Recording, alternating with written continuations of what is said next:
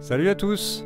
Ça fait un petit moment que je voulais faire cette vidéo sur ce que l'on appelle en théorie la zone 5 en permaculture, mais que l'on peut aussi appeler la zone sauvage.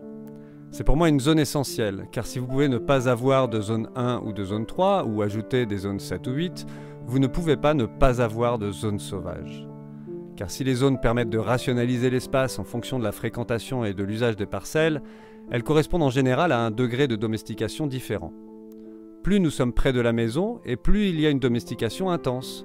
Pas de mauvaises herbes, des terrasses, des cheminements pieds secs, des arbres taillés. Et puis plus on s'éloigne et plus les arbres sont en forme libre, les chemins enherbés, bref, plus il y a de place pour la nature.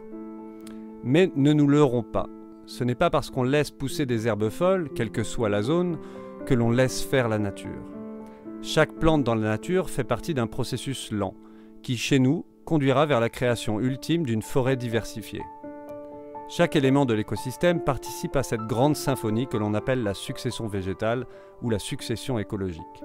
C'est donc bien dans des endroits où l'on ne fait rien du tout que se déploient les mécanismes de cette lente transformation. Dans la zone sauvage, nous n'agissons pas, nous observons. C'est ce que Bill Mollison appelait l'université du permaculteur. C'est là qu'il observe et comprend le fonctionnement des écosystèmes, les symbioses et le parasitisme, la prédation et les mécanismes de défense, la compétition ou la collaboration. C'est là que peut être hébergée une diversité croissante de végétaux, de champignons et d'animaux, vertébrés et invertébrés. Le système se complexifie et de nouveaux liens se tissent en permanence. On y devine le long travail de Dame Nature, les mécanismes de diversification génétique et de sélection naturelle. C'est aussi là que se crée la fameuse résilience, la capacité d'un système à faire face à des impacts extérieurs. La stabilité des écosystèmes tient à leur diversité et à leur complexité harmonieuse. Elle se construit dans le temps et crée avec elle un sol fertile, un climat agréable et une abondance alimentaire pour tous. Mais elle crée aussi de la prédation, de la domestication. Nous ne sommes pas les seuls à le faire. Des espèces se créent et d'autres disparaissent. La nature n'est pas seulement une grande fête de bisounours. Le sauvage est beau et innocent. On peut y voir la seule perfection possible, et même le divin, mais le sauvage n'est ni bon ni mauvais. Il fait ce qu'il a à faire pour perdurer. Et pour ce faire, cela ne signifie pas écraser les autres pour survivre, mais bien plus souvent tisser des liens de collaboration, une stratégie bien plus développée dans la nature qu'on a tendance à le penser. Et si vous destiniez un coin de pelouse à devenir une zone sauvage, c'est automatique, c'est tout de suite que ça se passe, que ça se décide. Quitte à le protéger tel un sanctuaire avec une clôture anti-humain, anti-chat et anti-chien domestique. Prenez un coin de terrain dont vous n'avez pas besoin, mais que pourtant vous entretenez avec acharnement. Laissez-le faire, let it be comme diraient les Beatles. Selon la nature de votre sol, des plantes vont y trouver des conditions de germination favorables.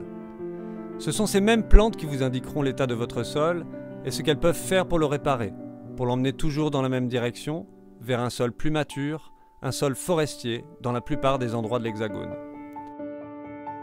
Ce sont les plantes pionnières qui arrivent lorsque vous arrêtez de tondre la pelouse, car si vous persistez à tondre, seules les plantes qui supportent ce type de traitement survivront, comme ici les graminées et le trèfle. Chez nous, le sol est riche en matière organique, et ce sont les orties principalement qui vont coloniser en premier ces espaces libérés. Mais en d'autres endroits, avec des caractéristiques différentes, ce seront des pissenlits, du mouron blanc, du laitron. Une fois ce travail préliminaire fait par ces plantes, arriveront alors les plantes vivaces, qui, selon votre terrain, seront des ronces, du genêt, du prunelier ou de l'églantier. Coïncidence ou pas, plutôt pas d'ailleurs, beaucoup de ces plantes qui appartiennent au stade de ce que l'on appelle la friche sont pourvues d'épines.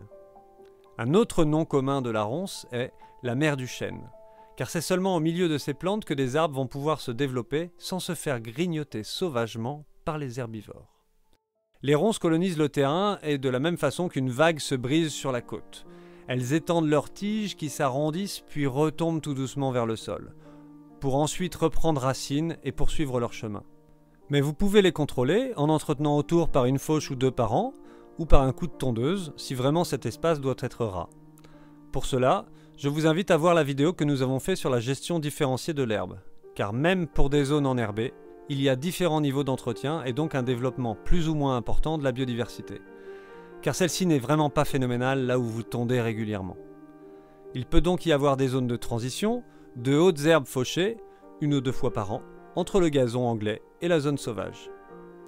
Au milieu des ronces pousseront des arbres pionniers, qui selon le contexte pourront être des frênes, des bouleaux, des saules ou des peupliers. Ce sont souvent des arbres héliophiles, qui peuvent pousser en pleine lumière, et à bois tendre, c'est-à-dire qu'ils participent, par une décomposition rapide de leur bois tendre, à la création d'un sol meuble et plus mature qui accueillera bientôt les essences secondaires. Parmi les essences secondaires, on trouve l'érable, l'orme, le merisier ou le chêne. Enfin, se développeront bien plus tard en phase de maturité les arbres que l'on appelle les dryades, tels que le hêtre, l'if ou le houx en plaine. Ces zones sauvages sont des sources importantes de captation de carbone, bien plus qu'une forêt mature, mais elles sont aussi des sanctuaires de biodiversité. Il n'y a rien de mieux que vous puissiez faire que d'abandonner une zone de terrain, même petite, à la nature.